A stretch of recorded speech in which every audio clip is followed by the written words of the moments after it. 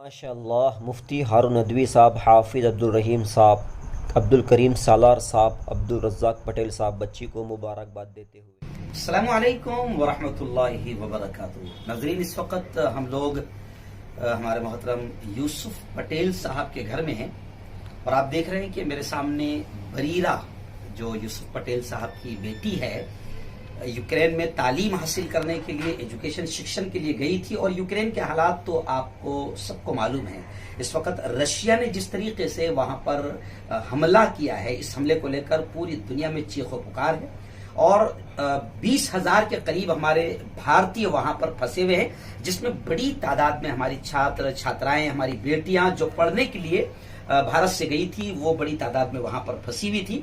लेकिन अल्लाह का शुक्र है, अल्लाह का एहसान है, उसका करम है कि यूसुफ पटेल साहब की साहिबजादी बरीरा पटेल इस वक्त अभी यूसुफ जी के तकरीबन 1 घंटा पहले वो अल्हम्दुलिल्लाह बहिफाजत अपने घर वापस आ चुकी है। बहुत बहुत मुबारक हो। अल्लाह ताला आपकी हयात आपको मुबारक करे और बेहतरीन तालीम, बेहतरीन इल्म अल्लाह आपको नसीब फरमाए। इस वक्त मैं आपको बता दूं नाज़रीन कि हमारे शहर की तमाम ही मुअज़्ज़ज़ शख्सियात, खासतौर से एजुकेशन के सम्राट, शिक्षण सम्राट कहे जाने वाले अलहाज अब्दुल करीम सालार साहब, ऐसे ही क़य्यूम शाह सर है, साबिर शाह है, ऐसे हमारे मुकीम सर है, चांद सर है और तकरीबन तमाम ही लोग यहाँ पर, तनवीर सर वगैरह सब लोग यहाँ पर बैठे हैं।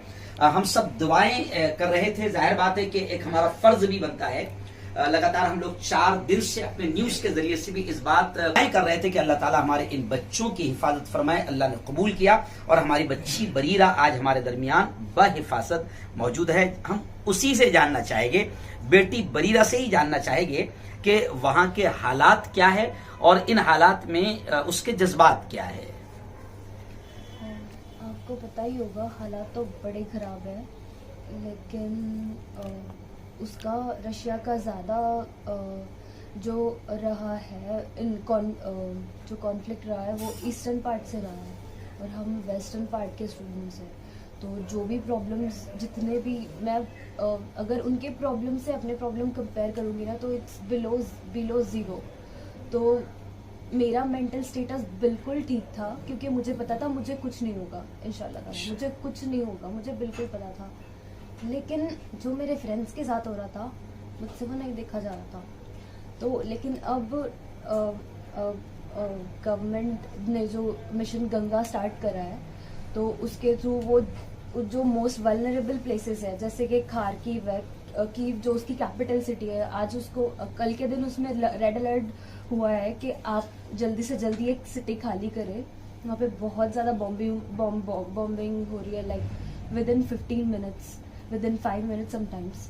तो ऐसे हो रहा है। तो अब इंडिया के जो फाइटर प्लेन्स हैं वो उन्हें इवैक्यूएट करेंगे वहाँ से। तो इंशाल्लाह ताला हर एक बच्चा निकल के आएगा जल्दी से जल्दी इंशाल्लाह। तो आप वहाँ मकाम ही पर थी या फिर आपको भी बॉर्डर पहुंचना पड़ा निकलने के लिए? हाँ जी, ऑब्वियसली, क्योंकि जब वॉर हो रहा था तो यूक्रेन ने हर एक बॉर्डर क्लोज कर दी थी, हर एक इंटरनेशनल बॉर्डर। लेकिन इंडियन एम्बेसी ने जो नियर बाय कंट्रीज थे, जैसे हंगरी, पोलैंड, स्लोवाकिया, इन कंट्रीज से कांटेक्ट किया एक एम्बेसी ने दूसरी एम्बेसीज के थ्रू, और फिर उन्होंने हमें हर जो भी बॉर्डर जिस शहर के पास में थी वहाँ से निकलवाना चालू किया। तो हम हंगरी जो एक कंट्री है, वहाँ पे जोहानी बॉर्डर है, तो वहाँ से हम लोग आए हैं। कितनी दूरी पर थी वो बॉर्डर? और ज्यादा दूर नहीं थी, 62 किलोमीटर से। अच्छा, तो वहाँ आपको पैदल ही जाना पड़ा जैसे खबर आ रही है, या ले जाया गया वहाँ पर? हाँ, ले जाया गया। हमारे लिए एक बस करी गई थी, तो हमें ऐसे समझिए कि हम सबसे ज्यादा कंफर्ट जोन में गए। जब हालात खराब हुए थे तो जिस तरीके से बताया जा रहा है कि बच्चों से पहले ही कह दिया गया था कि आप लोग निकलते जाओ, क्या ये बात सही है? ये बात गलत है, क्योंकि इंडियन एम्बेसी ने 20 फरवरी को हमें बताया कि you should leave the country in any case.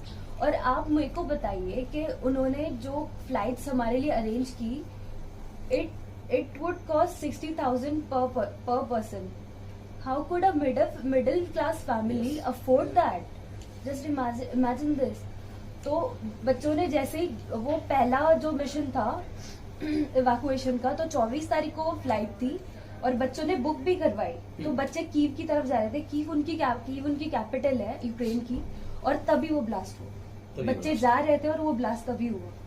तो वहाँ पे कर्फ्यू लग गया और इंडियन एम्बेसी ने जो बच्चे इंडिया के थे उनको अपने हेड ऑफिस में बुला लिया और वहाँ पे रखा। अभी आप कितना किराया देकर आई हो यहाँ? नहीं, इवैक्यूएशन हमारा फ्री में हुआ है। सिर्फ हमें जो बॉर्डर क्रॉस कराने के लिए हमारा जो कॉन्ट्रैक्टर है जिन्होंने हमारी बसेस वगैरह अरेंज कराई थी, उन्होंने 1500 ग्रेवियन जो कि वहाँ की करेंसी होती है, जो कि यहाँ पे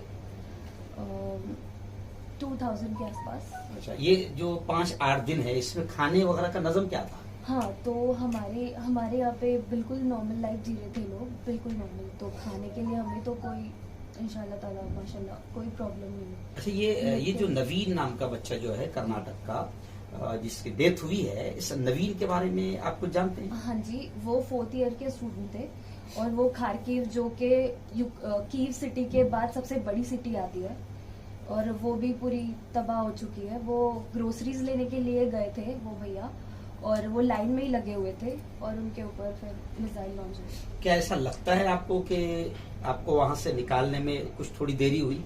जी बिल्कुल लगता है। आप ही सोचिए, जब हमें 20 तारीख को बताया जा रहा है, अगर मैं कंपेयर करूँ तो जहाँ तक मुझे लगता है फर्स्ट वीक ऑफ फरवरी में अमेरिका बोल चुका था अपने रेसिडेंट से कि तुम निकलो वहां से, इन एनी केस वहां से निकलो। यूके भी बोल चुका था, ऑस्ट्रेलिया भी बोल चुका था, लेकिन 15 फरवरी तक इंडियन एम्बेसी हमें सिर्फ इतना ही बोल रही थी कि जिसको जाना है वो जाओ, बाकी जिसका इसेंशियल है वो यहाँ पे रुको।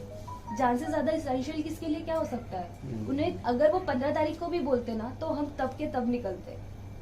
उन्होंने हमें 20 तारीख को बताया और 24 तारीख को ब्लास्ट हुआ है। और ये जो खबरें आ रही है कि भाई इंडियन स्टूडेंट्स के लिए बाकायदा तिरंगा वगैरह हाथ में ले लिया गया, तो उनके लिए काफी सहूलत रही है। जी, बिकॉज इंडिया के सबसे ज्यादा स्टूडेंट्स है वहाँ पे, तो ये तो ऑब्वियस सी चीज है कि इंडिया ही हेल्प करेगा स्टूडेंट्स को।